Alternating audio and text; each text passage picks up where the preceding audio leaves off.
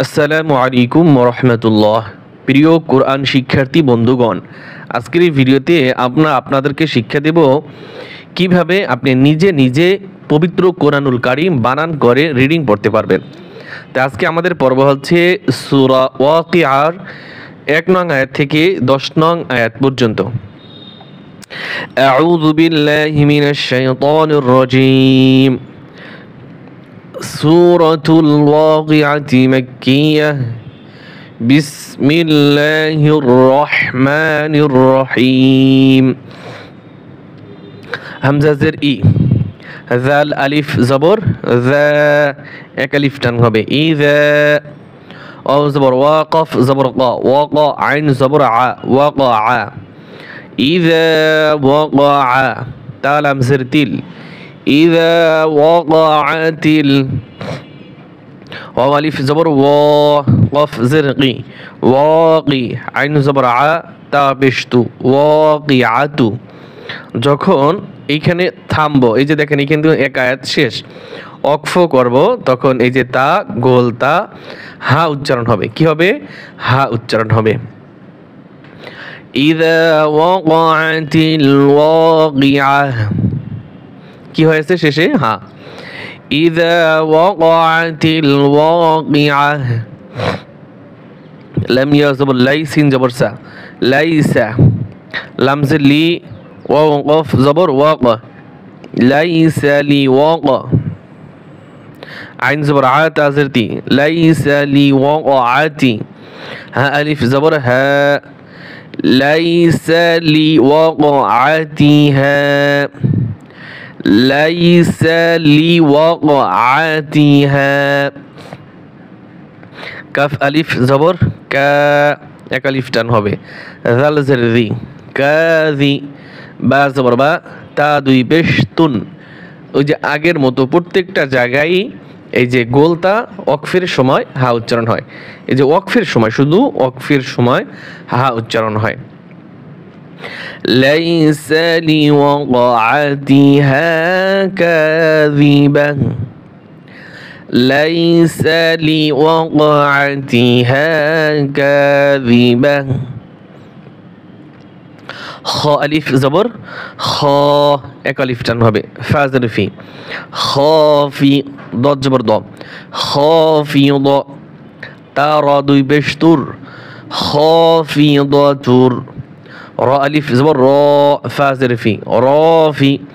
আইন জবর আ, তা দুই পেশ তুন। আগের মতো এখানেও কি হবে? হা হবে। খাফিদাতুর রাফিআহ, খাফিদাতুর রাফিআহ, খাফিদাতুর রাফিআহ। হামজা জের ই, জাল আলিফ জবর যা, এক আলিফ টান হবে, ইযা। র জিম পেশ রুজ, জিম জবর যা, রুজ্জা। তা লাম জের তিল, ইযা রুজ্জাতিল। হামজা র জবর আর, দদ পেশ দু, আরদু, ইযা রুজ্জাতিল আরদু। র জিম জবর র, জিম আলিফ দুই জবর জান, রজ্জা। আর এইখানে দুই জবর, কথাটা মনে রাখবেন, দুই জবর ওয়াকফ করলে এক আলিফ টান হয়। তো এখানে কি হবে? টান হবে। বানানোর সময় বলতে হবে রজ্জান, আর যখন রিডিং পড়বো তখন বলতে হবে কি? রজ্জা। ইযা রুজ্জাতিল আরদু রজ্জা, ইযা রুজ্জাতিল আরদু রজ্জা। ওয়াও জবর ওয়া, বা সিন পেশ বুস, ওয়া বুস, সিন জবর সা, ওয়া বুসসা। তা লাম জের তিল, ওয়া বুসসাতিল। জিম জের জি, বা আলিফ জবর বা, জিবা, লাম পেশ লু, জিবালু। ওয়া বুসসাতিল জিবালু, ওয়া বুসসাতিল জিবালু। বা সিন জবর বাস, সিন আলিফ দুই জবর সান।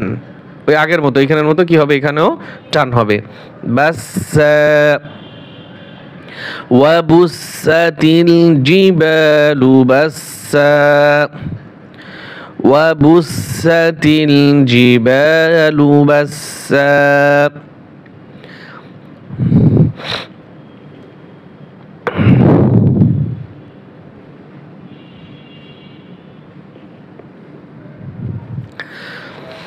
ফা জবর ফা কাফ আলিফ জবর কা টান হবে এক আলিফ টান হবে ফাকা নুন তা জবর নাত ফাকানাত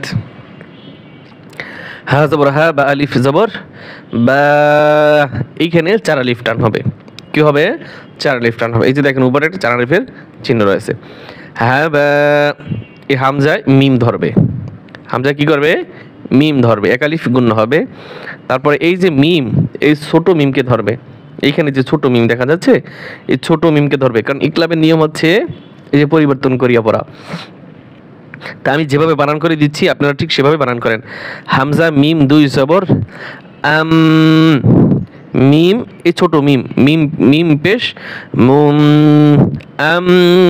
মুম বা সা জবর এই যে বা এই সা বা সা জবর বাস সা আলিফ দুই জবর সান বাস সান এখানেও টান হবে ফাকানাত হাবাআম মুনবাসসা আবার বলেন ফাকানাত হাবাআম মুম মুম মুম শব্দটা কি মুনবাসসা ওয়াও জবর ওয়া কাফ নুন পেশ গুণ হবে তামিম পেশ তুম এখানে গুণ হবে না ওয়াকুনতুম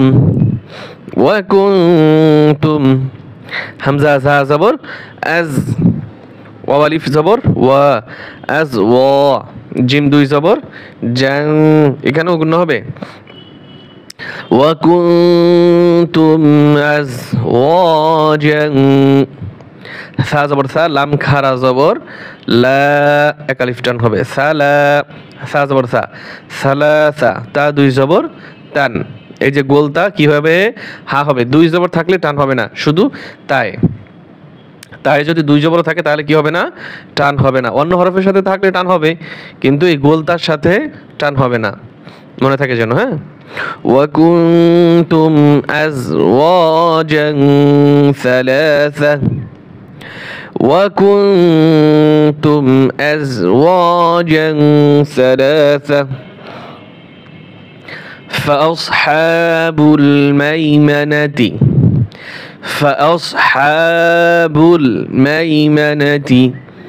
ما أصحاب الميمنة ما أصحاب الميمنة وأصحاب المشأمة